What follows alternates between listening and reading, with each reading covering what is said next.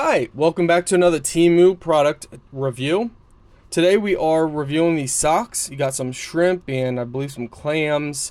You got some seashells, octopus, starfish maybe on there. Okay, so they definitely feel soft.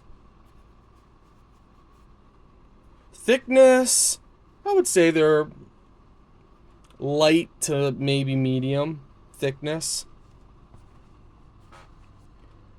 Now, I want you guys to take a guess how much you think we paid for them, how much you think it's worth, and then I'll let you know. So pause the video, leave a comment, and with your guesses, and it's just a fun little game we play.